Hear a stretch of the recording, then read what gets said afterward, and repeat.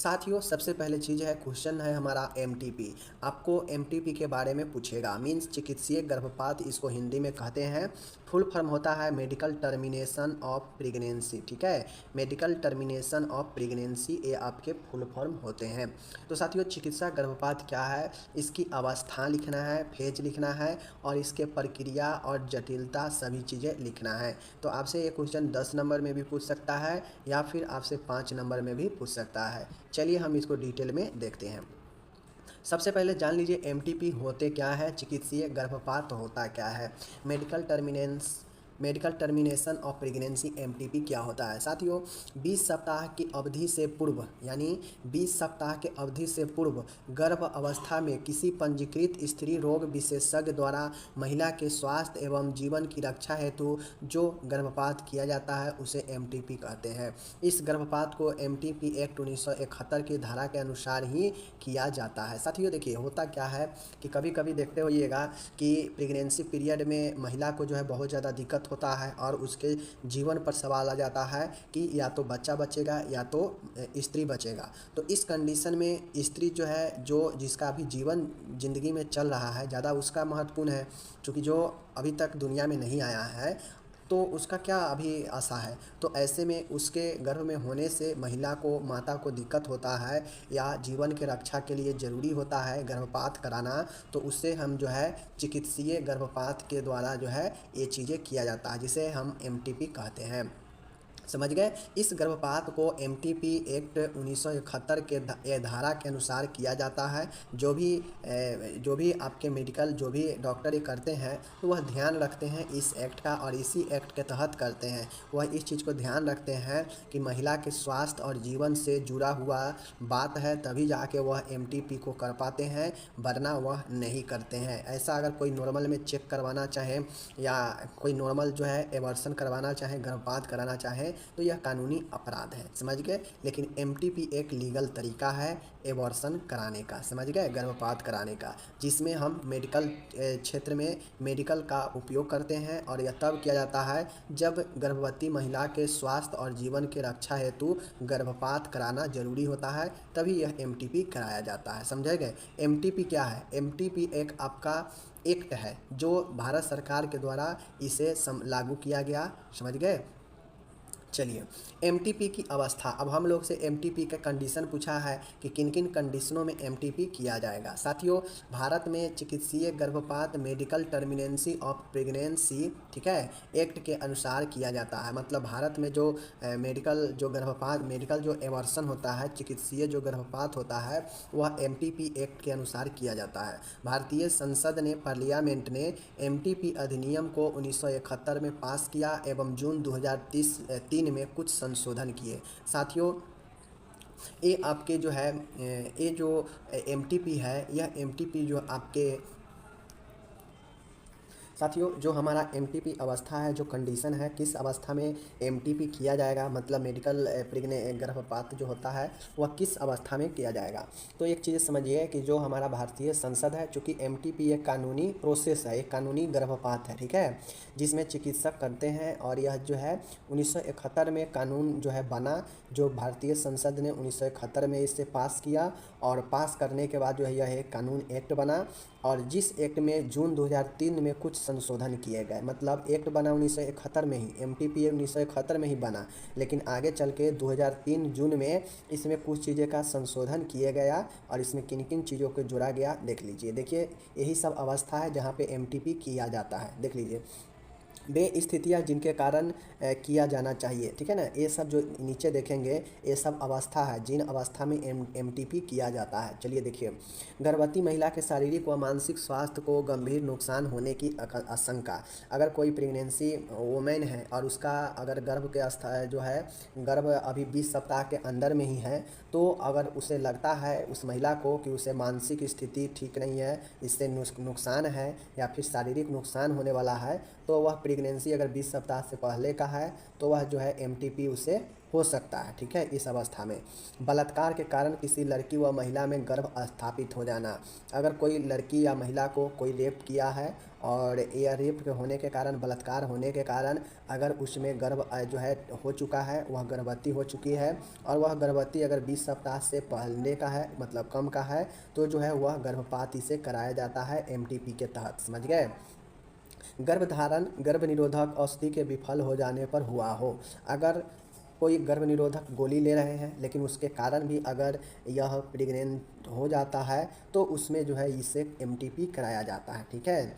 Next है यहाँ पे देखिएगा, शिशु के गंभीर शारीरिक व मानसिक अनियमितता के साथ जन्म लेने की आशंका, अगर कोई बच्चा है, कोई शिशु है और वह जो है पेट में पल रहा है, मतलब गर्भ में पल रहा है और यह आशंका हो रहा है कि बच्चा को कोई भारी नुकसान शारीरिक या मानसिक तौर पे हो सकता है, तो इससे बचने के लिए उसके जन्म लेने से पहले ही जो है यह करा दिया जाता है एमटीपी, ताकि वो बच्चा जो नुकसान हो, शारीरिक रूप से विकलांगता हो सकता है या मानसिक रूप से मंदबुद्धि वगैरह वगैरह का हो सकता है, तो वैसे बच्चे का ढोना में बहुत मुश्किल होता है जीवन, तो उससे पहले अगर ऐसे पता चल जाता है तो यह एमटीपी कराया जाता है। ओके, चलिए नेक्स्ट यहाँ पे एक पॉइंट और बनता है कि गर्भपात अधिकृत व पंजीकृत चिकित्सक द्वारा किया जाना चाहिए, और जो भी गर्भपात किया जाता है वह कोई एक जो है स्त्री रोग विशेषज्ञ जो स्पेशलाइज हो इस क्षेत्र में और जो रजिस्टर्ड हो उसके द्वारा ही यह किया जाना चाहिए, वरना यह इलीगल होता है, समझ गए। क्योंकि जो रजिस्टर्ड होगा तो वह अपने ऊपर चीज़ को लेगा नहीं, वह सब चीज़ देखेगा कि यह एक्ट के तहत आता है या नहीं आता है, अगर उसके क्षेत्र में रहेगा तो ठीक है, अगर उससे बाहर का होगा तो वह मना कर देगा।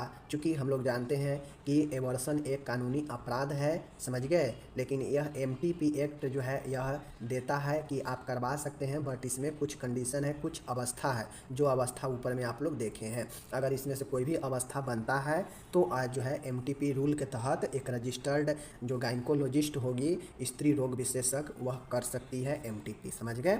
चलिए, तो ये चीज़ समझ गए आप लोग। तो इसके अंतर्गत अवस्था याद रखिएगा जरूर कि किन किन अवस्था में एमटीपी किया जाएगा। नेक्स्ट देखिएगा, चिकित्सीय गर्भ अवस्था की समापन प्रक्रिया, मतलब देख लीजिए, चिकित्सीय मतलब एमटीपी का प्रोसेस क्या होता है, प्रक्रिया क्या है। अगर कोई एमटीपी करता है, कोई डॉक्टर, कोई गायनकोलॉजिस्ट गर्भपात करवाती है कोई अगर गायनकोलॉजिस्ट, तो वो जो है किन किन चीज़ों को, किन किन प्रोसेस में हो सकता है एमटीपी। चलिए देखिए, एमटीपी विधि का चयन गर्भ अवस्था के अवधि पर आधारित होता है, मतलब जो एमटीपी होता है ना, मेडिकल टर्मिनेशन ऑफ प्रेगनेंसी, यह जो चीज़ें होता है यह गर्भ अवस्था मतलब प्रेगनेंसी पीरियड के जो है उस पर बेस होती है। मतलब नॉर्मल इसे जो है 20 सप्ताह, इससे नीचे के जो गर्भ रहता है उसको आराम से यह किया जाता है एमटीपी, समझ गए। तो यही जो है अवधि पर आधारित होता है। बट हाल फिलहाल में 21 या 22 में इसमें कुछ अमेंडमेंट संशोधन किया गया है, जहां पे क्रिटिकल सिचुएशन में अगर 20 से पार कर गया है और 24 सप्ताह तक हो रहा है, और इस कंडीशन में अगर कोई क्रिटिकल सिचुएशन है जो शिशु को या माता को नुकसान है, तो जो है क्या कर सकता है, 20 से 24 सप्ताह के बीच में भी हो सकता है, जो कि एक नया आपका अमेंडमेंट आया है, ठीक है। नॉर्मली 20 सप्ताह माना जाता है इसका, 20 वीक्स। ओके, चलिए, तो इसका जो अवधि होता है पहली तिमाही मतलब प्रथम 3 माह, ठीक है। प्रथम 3 माह में कैसे होता है, इसमें 12 सप्ताह तक की अवस्था का गर्भपात किया जाता है। प्रथम तिमाही के मतलब समझ रहे हैं कि 12 मतलब एक महीना में 4 सप्ताह होता है, तो 4 इंटू 3 कीजिए तो 12 सप्ताह होगा, यानी 3 मंथ। यह प्रथम 3 सप्ताह में जो है, यानी यह प्रथम 12 सप्ताह तक गर्भ अवस्था का गर्भपात किया जाता है, समझ गए। यही प्रथम 3 माही होता है। ओके, इसमें जो मेथड होता है वह मेडिकल मेथड होता है, मेडिकल चिकित्सीय मेथड होता है, जिसमें एमटीपी 1 सप्ताह तक की गर्भावस्था के लिए किया जाता है। इसमें औषधियों द्वारा एमटीपी किया जाता है, जैसे मीसोप्रोस्टॉल और मिफेरिस्टोन और मेथोट्रेक्सेट और टोमोक्सीफेनी, ये सब जो आपके दवाई हैं, ये दवाई गर्भपात में काम करता है, समझ गए चीज़ को। अगर गर्भ अवस्था, गर्भ प्रेगनेंसी अगर 1 सप्ताह का है, ठीक है, 1 सप्ताह या इससे कम का है, तो ये दवाई के द्वारा जो है गर्भपात किया जाता है, यानी मेडिसिन के द्वारा यह चिकित्सीय गर्भपात होता है। प्रथम तिमाही की हम बात कर रहे हैं। प्रथम तिमाही में अगर गर्भ 1 सप्ताह का है या इससे कम का है तो उसमें औषधि का प्रयोग किया जाता है। जो औषधि यहाँ पे दिया गया है आप इसका नाम देख लीजिएगा, ओके, बार बार पढ़िएगा। ये तो मैं आपको बता दिया कि एक तरीका है जिसके द्वारा अगर कोई 1 सप्ताह की प्रेगनेंसी है या इसके अंडर में है तो कुछ दवाइयाँ हैं जिसके द्वारा वह जो है एबॉर्शन हो सकता है MTP के तहत, ओके। चलिए ये हो गया। दूसरी चीज़ें है सर्जिकल। दूसरी चीज़ें है प्रथम तिमाही में सर्जिकल है। इनमें निम्न विधियों का इस्तेमाल किया जाता है। सर्जरी के द्वारा निम्न विधियाँ होता है। एक है सक्शन एवैक्यूएशन। सक्शन एवैक्यूएशन का मतलब होता है कि इसे 10 सप्ताह तक की गर्भ अवस्था में इस्तेमाल किया जाता है। मतलब सीधा समझिए 1 सप्ताह तक होगा तो मेडिसिन का उपयोग होगा तो मेडिकल हो जाएगा वो। सर्जिकल होगा तो यह 10 सप्ताह तक उपयोग किया जाता है। और हम देख क्या रहे हैं, प्रथम 12 सप्ताह तक का, समझ गए।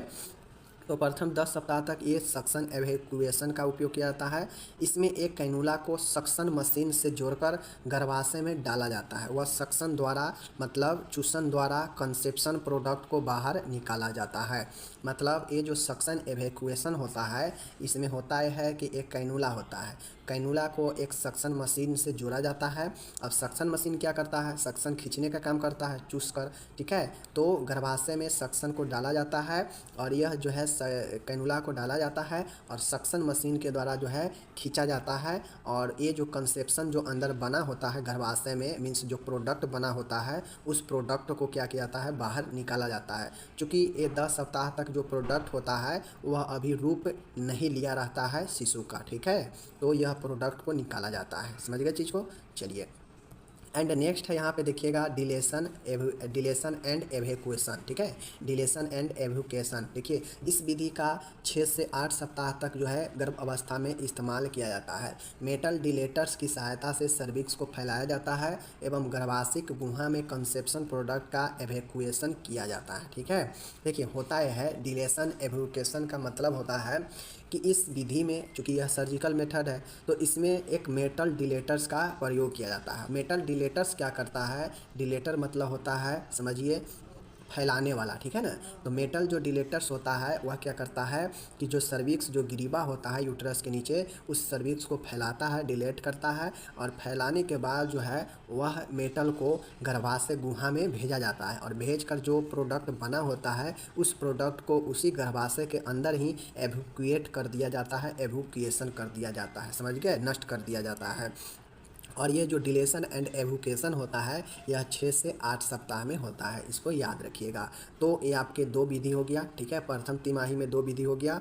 अब नेक्स्ट है यहाँ पे देखिएगा दूसरी तिमाही। अब हम लोग प्रथम 12 यानी प्रथम 3 महीने का देख लिए कि 1 महीने, उसके बाद 10 सप्ताह, उसके बाद 6 से 8 सप्ताह के अंदर 3 विधि से किया जाता है, समझ गए हम लोग, जिसमें एक मेथड मेडिकल और दूसरा सर्जिकल, चीज़ को समझ गए।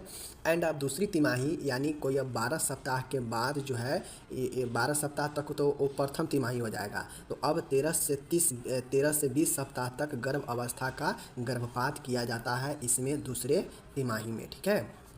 दूसरे तिमाही में कितने से कितने अगर प्रेगनेंसी पहुंच चुका है तो उसका होता है, तो 13 से अगर 20 सप्ताह का प्रेगनेंसी हो चुका है तो इस कंडीशन में जो है किया जाता है। यानी 3 महीने तक तो प्रथम तिमाही होता है, 3 महीने से लेकर 6 महीने तक अगर रहता है तो इसे जो है दूसरी तिमाही में लेते हैं। जैसे देख लीजिए 13 से 15 सप्ताह की अवस्था में D&E जो है डी द्वारा गर्भपात किया जाता है। D&E का मतलब होता है डिलीशन एंड एक्यूवेशन, जो ऊपर में आप देखे हैं, समझ गए ना। D&E यही होता है डिलेशन एंड इवैक्यूएशन, समझ गए चीज़ को। चलिए तो वही है, पहला है कि 13 से 15 सप्ताह की अवस्था में, मतलब जो 13 से हम लोग 20 देख रहे हैं ना, इसमें भी अलग अलग बांटा हुआ है। प्रथम जो 13 से 15 होगा तो इसमें DE द्वारा गर्भपात किया जाता है, जो कि DE ऊपर वाला है, ठीक है, डिलेशन एंड एक्यूवेशन।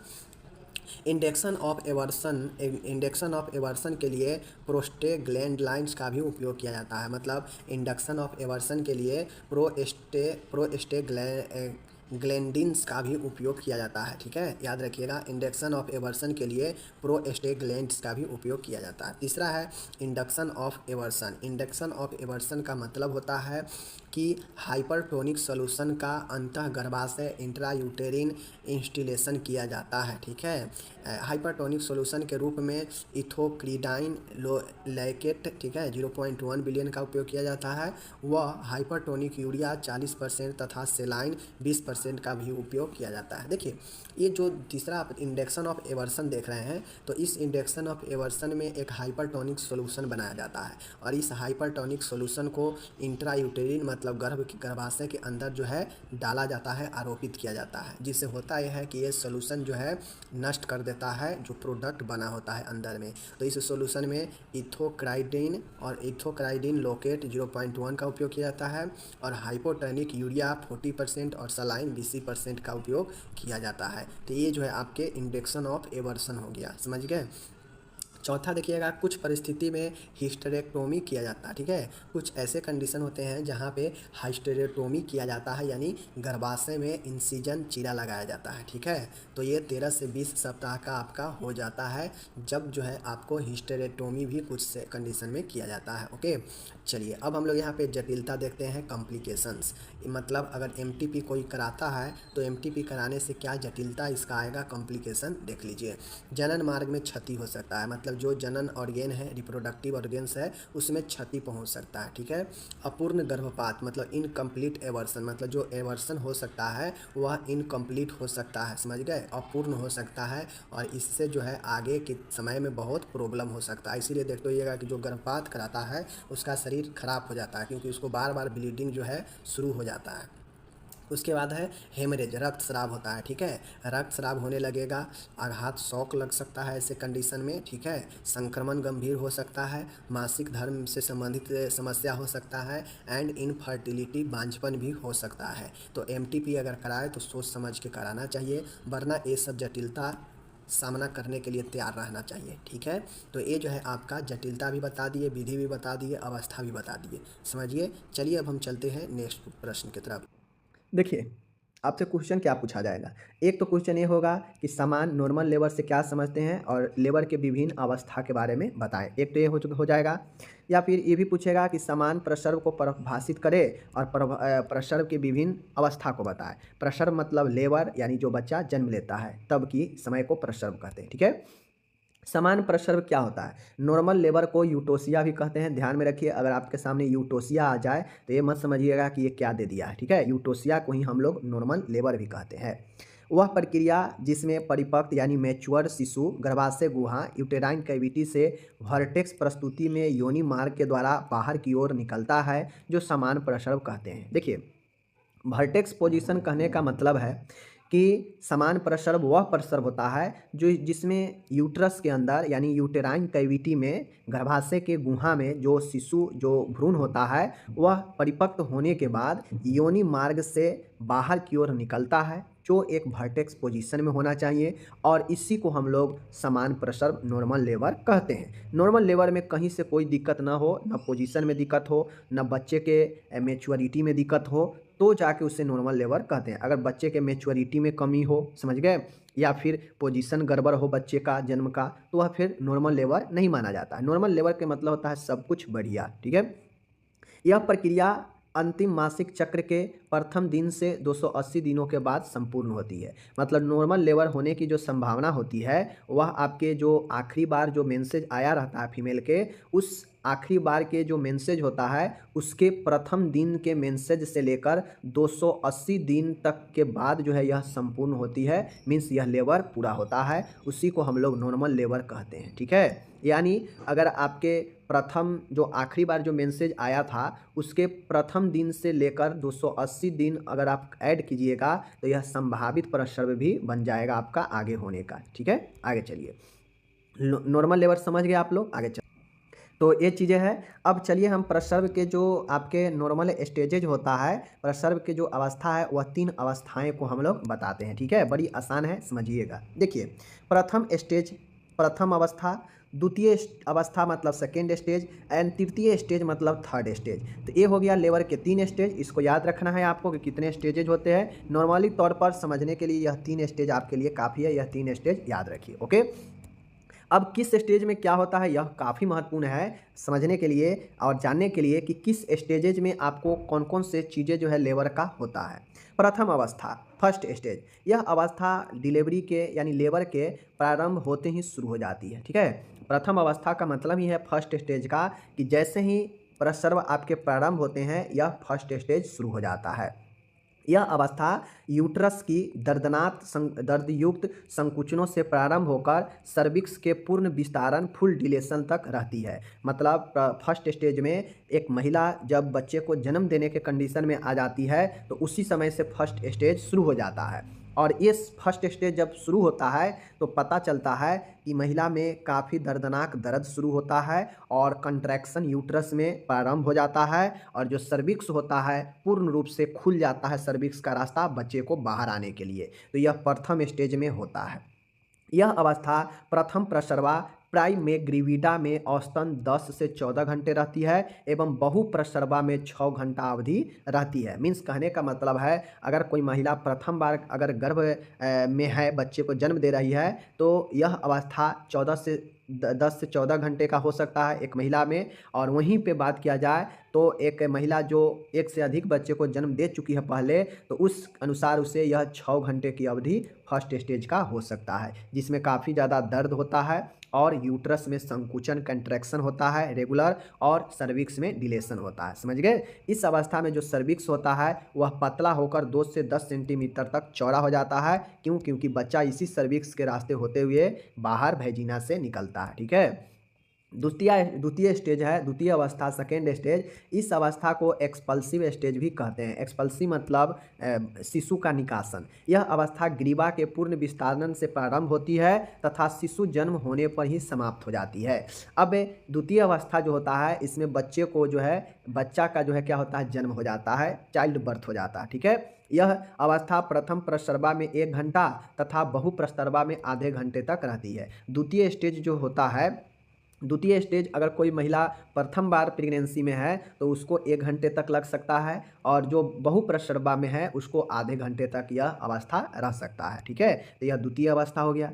तृतीय अवस्था कहने का मतलब है थर्ड स्टेज, कि यह नाभि, यह प्रसव की अंतिम अवस्था होती है। और चूंकि शिशु को जन्म हो चुका है आपके सेकेंड स्टेज में, तो थर्ड स्टेज में अपरा हो गया, अम्बिलिकल हो गया, मेम्ब्रेन मतलब झिल्लियाँ हो गई, यह सब बाहर आने तक का जो चीज़ें होता है वह थर्ड स्टेज में होता है। इस अवस्था की समान रूप से अवधि 15 मिनट से लेकर 30 मिनट तक रहती है। यद्यपि कुछ महिलाओं में यह अवस्था 3 मिनट में ही समाप्त हो जाती है, यानी बड़ी जल्दी ही उसके यूट्रस से प्लेसेंटा, मेम्ब्रेन, अम्बिलिकल ये सब अलग हो जाते हैं, और तब जाके कंप्लीट प्रसव होता है। जब तक प्लेसेंटा बाहर ना आ जाए कंप्लीट रूप से यूट्रस से, तब तक जो है प्रसव जो है लेबर जो है इनकम्प्लीट माना जाता है। ठीक है, तो प्रथम स्टेज में क्या होता है, सर्विक्स का डिलेशन होता है। बेसिकली जाने जाए दर्द के साथ सर्विक्स का पूर्ण डिलेशन होता है। द्वितीय स्टेज में कंप्लीट डिलेशन हो जाता है, बच्चे का बर्थ भी हो जाता है। एंड तृतीय स्टेज में जो है आपके यूट्रस में जो प्लेसेंटा वगैरह होता है, जो झिल्लियाँ वगैरह होती है, वह बाहर आ जाती है। तो यह 3 स्टेज इसको ध्यान में रखना है। ओके, चलिए समय जरूर याद रखिएगा कि कौन कितना समय लेता है स्टेज। ओके, ये हो गया। अब ये सब चीज़ें हम लोग समझ गए। अब चलिए यहाँ पे तीनों स्टेज के बारे में आपके एग्जाम में से कोई भी स्टेज के बारे में डिटेल से पूछ सकता है। जैसे प्रसव के द्वितीय अवस्था हम अभी समझा रहे हैं, इसकी पहचान कैसे करेंगे कि द्वितीय अवस्था में आ चुका है लेबर, इसका प्रबंध और नर्सिंग देखभाल कैसे करेंगे। तो चलिए, अच्छा प्रश्न है, आपको पूछेगा एग्जाम में लॉन्ग क्वेश्चन में, तो बताना पड़ेगा। सबसे पहले प्रसव का द्वितीय चरण second stage of labour. Labour का सेकेंड स्टेज क्या होता है, अभी ऊपर बता दिए कि प्रसव के द्वितीय अवस्था प्रारंभ यानी स्टार्ट सर्विक्स के पूर्ण डिलेशन के साथ ही प्रारंभ हो जाता है। यानी फर्स्ट स्टेज में भी डिलेशन हो जाता है, लेकिन कंप्लीट डिलेशन के साथ जो है सेकेंड स्टेज में पूरा खुल गया होता है सर्विक्स का रास्ता, और शिशु के जन्म के समाप्त हो जाता है। यानी रास्ता तो खुला ही रहता है, कंप्लीट डिलेशन हो जाता है और बच्चा जो है जन्म ले लेता है, और यह स्टेज समाप्त हो जाता है सेकेंड वाला। ठीक है, इस प्रक्रिया में मतलब इस प्रोसेस में सेकेंड स्टेज में शिशु के बाहर निकलने तक होने वाली प्रक्रिया को ही प्रसव का द्वितीय अवस्था कहते हैं। अब ये जो प्रोसेस होता है, जैसे ही बच्चा बाहर निकल जाए, जन्म ले ले, तो यह प्रक्रिया जो है द्वितीय अवस्था कहलाता है। ठीक है। प्रसव की इस अवस्था में गर्भाशय के संकुचनों की क्षमता, शक्ति, उनकी बारंबारता यानी फ्रीक्वेंसी तथा उसके समय में वृद्धि होती है और अंततः शिशु का जन्म होता है। आपको पता होना चाहिए कि बच्चे को जन्म लेने के लिए यूट्रस से बाहर, सर्विक्स से बाहर निकलने के लिए एक महिला के अंदर जो यूट्रस है उसका कंट्रैक्शन, संकुचन होना बहुत ज़रूरी है। अगर संकुचन नहीं होगा यूट्रस में तो बच्चा को प्रेशर नहीं देगा, प्रेशर नहीं देगा तो बच्चा वो बाहर की तरफ नहीं धकेल पाएगा और वो बच्चा बाहर की तरफ नहीं आ पाएगा। तो सेकेंड स्टेज में जो है आपके गर्भाशय के संकुचन जो है निर्भर करता है कितना देर है, कितना तेज़ी से आ रहा है, कितना फ्रीक्वेंसी के साथ में है। यह जो है आपके समय में वृद्धि और कमी कर सकता है बच्चे को जन्म में। अगर किसी महिला का यूट्रस काफ़ी ज़्यादा अच्छा शक्ति के साथ कंट्रैक्शन में है, संकुचन में है, तो वह काफ़ी अच्छे से प्रेशर देगा बच्चे को और बच्चा जो है बहुत आसानी से समय रहते हुए बाहर निकल जाएगा, जन्म ले लेगा। लेकिन किसी को अगर यूट्रस कंट्रैक्शन में प्रॉब्लम हो, सही से कंट्रैक्शन ना हो, कभी कंट्रैक्शन हो कभी बंद हो जाए, तो इस कंडीशन में जो है समय लग सकता है, वृद्धि कर सकता है। ठीक है। और अंततः शिशु का जन्म हो जाता है सेकेंड लेवल में। तो ये आप समझ गए। चलिए, अब यहाँ पे प्रसव के द्वितीय चरण में शारीरिक क्रियात्मक परिवर्तन, फिजियोलॉजिकल चेंज। अब द्वितीय स्टेज में क्या क्या चेंजेज देखा जाता है एक महिला में, शारीरिक परिवर्तन, चलिए देखते हैं। सबसे पहला ये चेंजेज होता है कि सर्विक्स जो ग्रीवा होता है वह काफ़ी ज़्यादा जो है क्या हो जाता है, डिलेशन हो जाता है, मतलब उसमें पूर्ण फैलाव आ जाता है, विस्तार हो जाता है। अब आप लोग अगर नहीं समझ रहे हैं तो मैं आपको बता दूं कि ग्रीवा जो है आपके कहाँ पे होते हैं। ठीक है, मैं यहाँ पे आपको बता देता हूँ, समझ गए, समझने का प्रयास कीजिए। ये हमारा लगभग यूट्रस है। ठीक है, ये हमारा पतला सा रास्ता होता है सर्विक्स का। ठीक है, सर्विक्स का। और इसके बाद जो है क्या चीज़ है, आपका वैजिना है। ठीक है, वैजिना है। ओके, तो ये पतला वाला रास्ता आपका सर्विक्स होता है। यहाँ पे यूट्रस का भाग है, इधर वैजिना का भाग है। तो मान गए इधर यूट्रस में बच्चा है, बच्चा बाहर आएगा। जब यह यूट्रस चारों साइड से बच्चे पर दबाव नहीं डालेगा तो बच्चा कैसे आगे खिसकेगा। तो यही जो दबाव डालता है चारों साइड से बच्चा पर, वो कंट्रैक्शन होता है, संकुचन। अब बच्चा धीरे धीरे आगे आता है तो यहाँ पे जो सर्विक्स पतला सा रास्ता है इसमें काफ़ी फैलाव होता है, फैलता है। और जब यह फैल जाता है यानी पूर्ण डिलेशन हो जाता है तो बच्चे बाहर आता है। तो दूसरे स्टेज में सर्विक्स पूर्ण रूप से डिलेट कर जाता है, मतलब डिलेशन हो जाता है। दूसरा होता है ये पहचान द्वितीय स्टेज का कि प्रसव के पीड़ा में वृद्धि होना और गर्भाशय के संकुचन का तीव्र व प्रबल होना। चूँकि बच्चा यहाँ पे जन्म ले रहा होता है, बच्चा बाहर आता होता है, तो इस दौरान काफ़ी ज़्यादा पेन होता है महिला को और यूट्रस में संकुचन काफ़ी मजबूत तरीके से होता है, तभी बच्चे बाहर की तरफ आता है। तो यह भी जो है पेन में वृद्धि होना, संकुचन में तीव्र तेजी आना, यह जो है पहचान है सेकेंड स्टेज का। सेकेंड स्टेज का यह भी पहचान है कि जो गर्भ में शिशु है इसका जनन मार्ग की तरफ खिसकना, मतलब सेकेंड स्टेज में ही तो है जो है वैजिना के साइड में जनन मार्ग की तरफ जो है बच्चा खिसकने लगता है, यानी बाहर की तरफ आने के लिए, समझ गए। चौथा है गर्भाशय झिल्लियों का फटना तथा गर्भोदक का बाहर आना। और यूट्रस, मान गए बच्चा कब जन्म लेता है, जब यूट्रस का जो झिल्ली है, जो मेम्बर है वो फटता है तभी तो बच्चा बाहर आएगा ना। अगर नहीं फटेगा तो कहाँ से बाहर आएगा, तो यूट्रस में ही बच्चा रहेगा। तो गर्भाशय के जो झिल्लियाँ हैं वह फटेगा सेकेंड स्टेज में ही, तभी तो बच्चा बाहर आएगा ना। और गर्भोदक जो उसके अंदर जो द्रव है वह बाहर निकलने लगता है सेकेंड स्टेज में। ठीक है, आगे है शिशु को बाहर निकलने के लिए गर्भाशय के पेशिया का छोटा होना। अब जो यूट्रस का मसल्स है उसमें शॉर्टनेस आने लगता है। जैसे जैसे बच्चा बाहर की तरफ निकलता है, यूट्रस का जगह धीरे धीरे खाली होता है, तो यूट्रस जो है पीछे से जो है अपना जगह छोटा करने लगता है ताकि जो बच्चा है पुनः पीछे ना आ जाए। तो धीरे धीरे जो है मसल्स जो है छोटा होने लगता है गर्भाशय का। ठीक है। छठा है मेम्ब्रेन डेसुडा से पृथक हो जाना, जो झिल्लियाँ हैं वह डेसुडा से अलग हो जाता है। ठीक है। सातवां है माँ द्वारा पुशिंग करने से शिशु को नीचे की ओर धकेला जाता है। और सेकेंड स्टेज में आप लोग देखते होइएगा, एक महिला जब बच्चे को जन्म देती रहती है, एक माँ जब बच्चे को जन्म देती रहती है, तो उस दौरान देखिएगा कि उससे पुशिंग करने का, यानी नीचे की तरफ जो है जोर लगाने के लिए कहा जाता है। क्यों? क्योंकि पुशिंग से बच्चा नीचे की ओर धकेला जाएगा और वह जो है प्रेशर के साथ बाहर निकलेगा। तो यह जो है आपके सेकेंड स्टेज का यह सब पहचान है जो कि मैंने आपको बता दिया। ठीक है, आगे चलिए। अब ये कैसे पहचान नहीं, शारीरिक परिवर्तन था, शारीरिक परिवर्तन था जो सेकेंड स्टेज में होने वाला परिवर्तन है, मैंने आपको बता दिया। ठीक है, आगे चलिए। अब आया प्रसर्व की पहचान। प्रसर्व की पहचान करने का मतलब है आइडेंटिफिकेशन ऑफ लेबर। लेबर की क्या पहचान है, सेकेंड स्टेज में जो लेबर है इसका क्या पहचान है कि हाँ लेबर सेकेंड स्टेज में आ चुका है। तो चलिए, पहचान जरूरी है।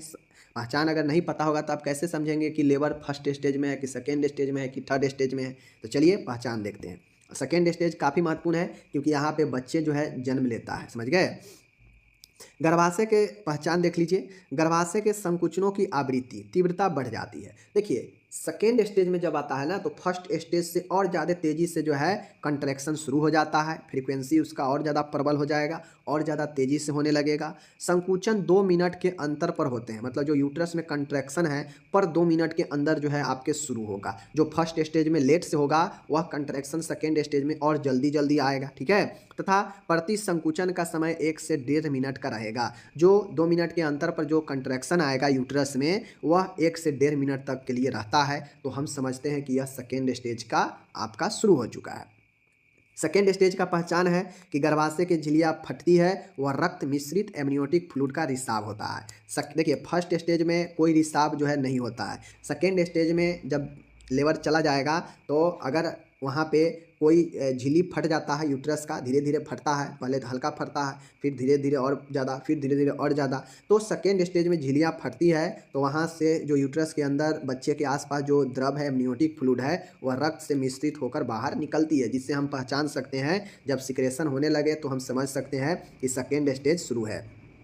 योनि में शुरू का दबाव बढ़ने के कारण गुद्दा तथा वल्वा की दूरी बढ़ जाती है। अब योनि में शिशु बाहर की तरफ दबाव देता है आने के लिए, तो उसके कारण जो एनल जो गुद्दा होता है और जो भलवा होता है उनके बीच की दूरियां बढ़ जाती है। ठीक है, आगे है पेरिनियम का क्षेत्र फूल जाता है तथा पतला भी हो जाता है। अब जो पेरिनियम का क्षेत्र होता है वेजिना से जस्ट नीचे वाला, वह फूल जाता है और पतला हो जाता है। ठीक है, ये सब पहचान है आपके सेकेंड स्टेज का। ठीक है, आगे है वल्वा से होकर शिशु का प्रस्तुति भाग सिर दिखाई देने लगता है। और अच्छा पोजीशन कब माना जाता है, जब बच्चा का जन्म के समय सिर दिखाई दे तो वह अच्छा पोजीशन है।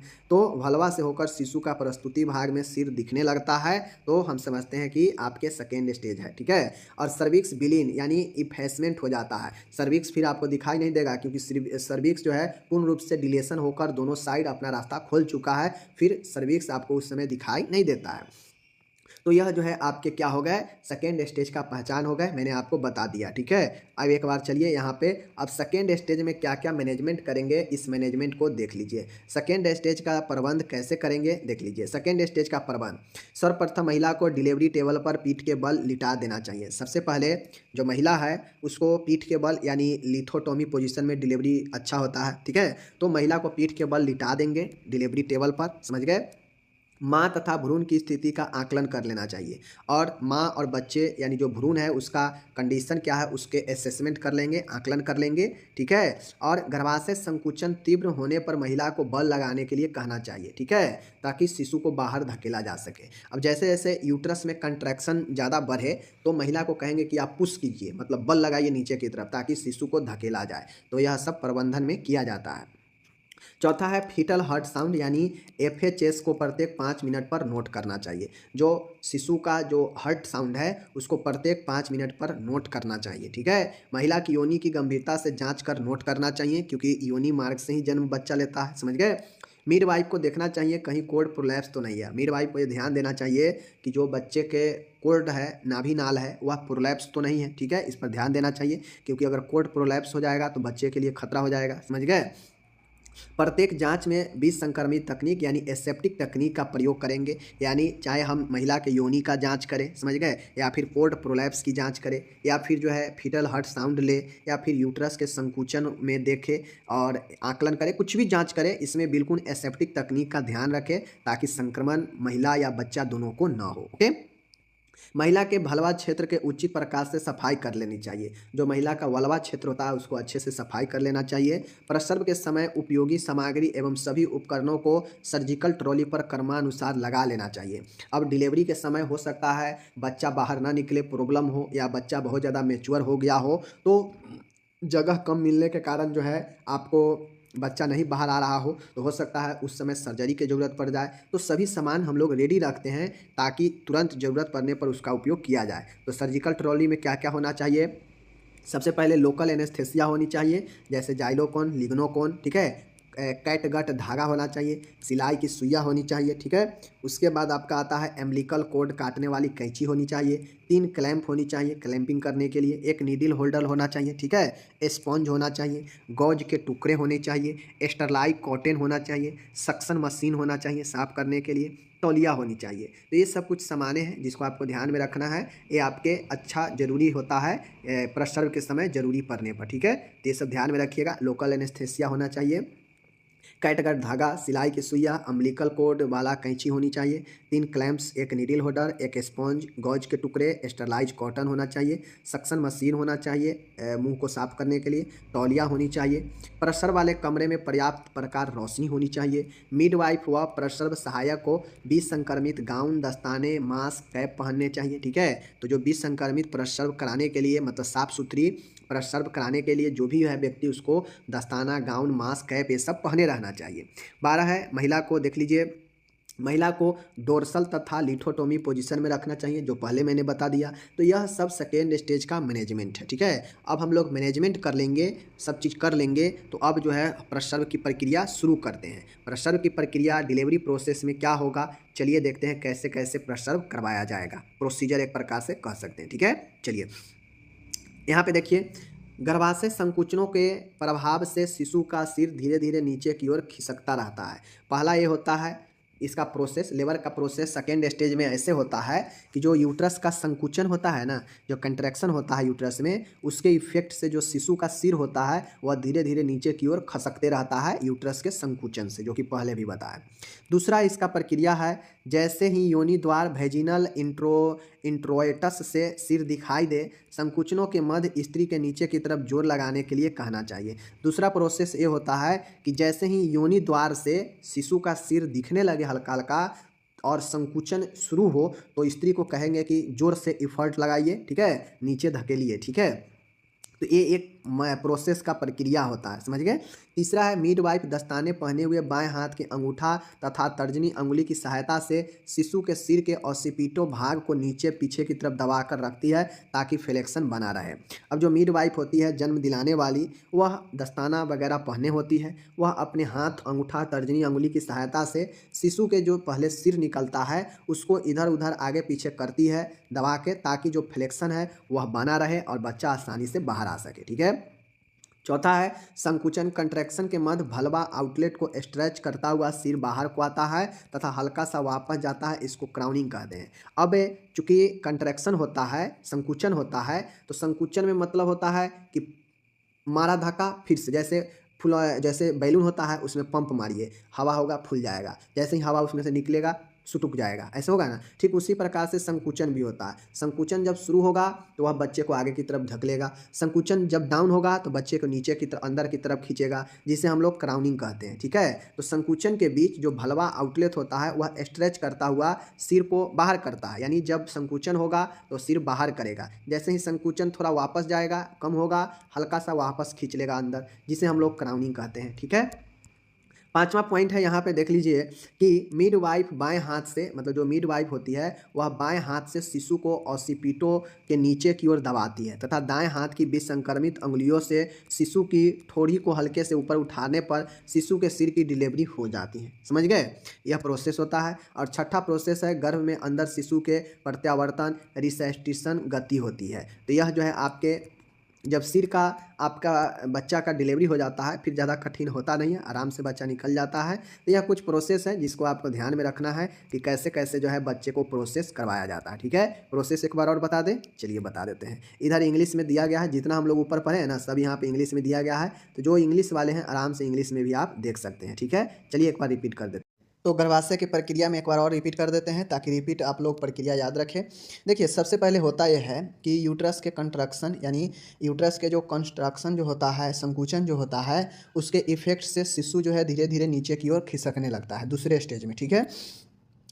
उसके बाद दूसरा पॉइंट है कि जैसे ही बच्चा नीचे खिसक कर आ जाए भेजिना के द्वार पर, यानी योनि के द्वार पर आ जाए, ठीक है, तो उस द्वार पर आते ही जो शिशु का सिर होता है दिखाई देने लगता है, ठीक है, नीचे की तरफ दिखाई देने लगेगा। तो जैसे ही दिखाई देने लगे तो स्त्री महिला को बोले कि आप जो है जोर लगाइए, नीचे की तरफ एफर्ट लगाइए, ताकि बच्चा जो है नीचे की ओर आ सके। ओके। नेक्स्ट पॉइंट है कि जब बच्चा नीचे की तरफ आने लगे, बच्चा बाहर आ गया है, स्त्री भी अपना इफर्ट लगाएगी, बच्चा बाहर आएगा, तो उस हिसाब से जो बच्चा का ऑसिपिटो भाग होता है सिर का, सबसे पहले वो दिखता है।